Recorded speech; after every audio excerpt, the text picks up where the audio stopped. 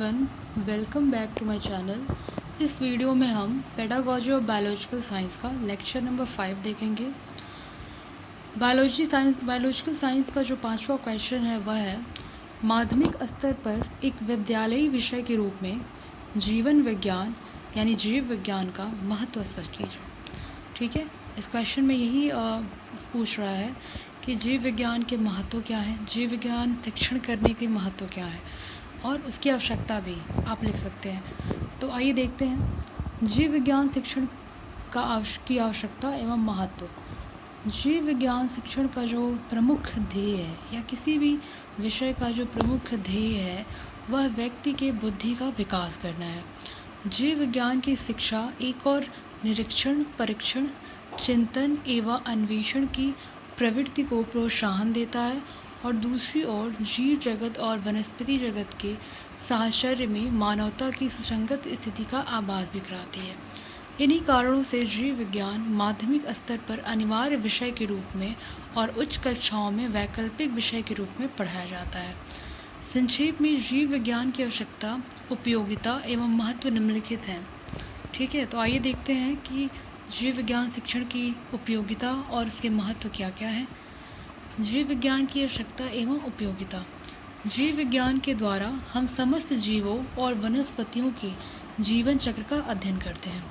ठीक है, इसके शिक्षण से हमें बहुत ही फ़ायदे होते हैं। जैसे में हम जितने भी धरती पे जीव जंतु हैं, जितनी भी वनस्पतियां हैं, उनकी लाइफ साइकिल का हम स्टडी करते हैं। मानव जीवन के लिए आवश्यकता एवं उपयोगिता का हमें सहज ज्ञान प्राप्त हो जाता है। विषैले कीट पतंगों और पौधों द्वारा होने वाली हानियों से परिचित होने पर हम अपने को उनसे बचाते हैं और दूसरों को भी उनसे बचे रहने के लिए सचेत करते हैं। विषैले सर्पों, पागल कुत्तों, छिपकलियों, गिरगिटों के संबंध में ज्ञान प्राप्त कर लेने पर हम उनके घातक प्रभाव से बचने का प्रयास करते हैं। अनेक रोगों की उत्पत्ति के कारणों, उनसे बचने के उपाय और उनकी चिकित्सा का उचित ज्ञान प्राप्त करके भी हम अपने कल्याण की बात सोच सकते हैं। ठीक है, विभिन्न रोगों की उत्पत्तियों का कारण बैक्टीरिया और वायरस हैं। ठीक है, बैक्टीरियोलॉजी, वायरोलॉजी एवं एंटोमोलॉजी के अंतर्गत उपलब्ध विभिन्न ज्ञान मानव को विभिन्न रोगों की उत्पत्ति के कारणों तथा उनसे बचाव के साधनों से अवगत कराता है। इसी ज्ञान के आधार पर विभिन्न रोगों की दशा का विकास संभव हो पाया है।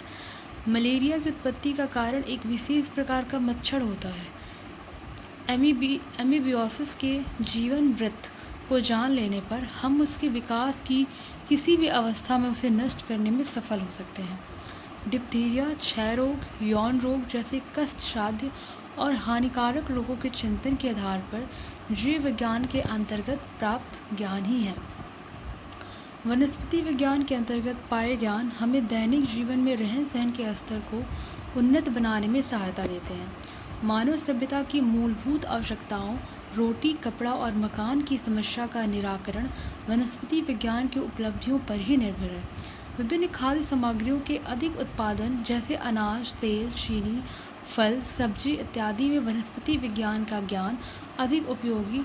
वनों के विकास के माध्यम से हम विभिन्न कार्यों के लिए लकड़ी तथा अन्य उपयोगी सामग्री प्राप्त करते हैं।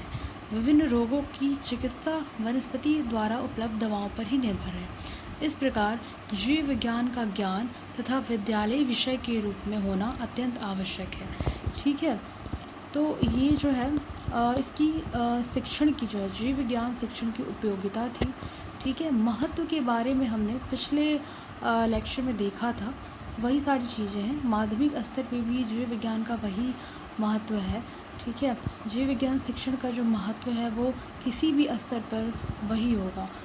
पिछले वीडियो में हमने जो है जीव विज्ञान शिक्षण का महत्व देखा था, बौद्धिक महत्व देखा था, व्यावसायिक महत्व, सांस्कृतिक महत्व, नैतिक महत्व, सौंदर्यात्मक महत्व।